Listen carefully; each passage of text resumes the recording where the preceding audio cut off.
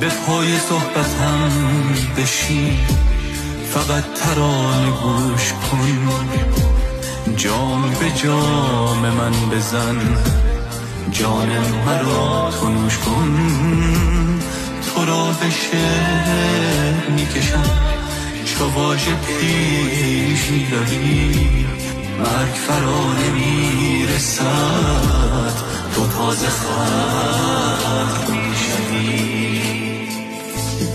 تو در شب تولدت به شعله فوت میکنی، به چشم من که میرسی فقط سکوت میکنی.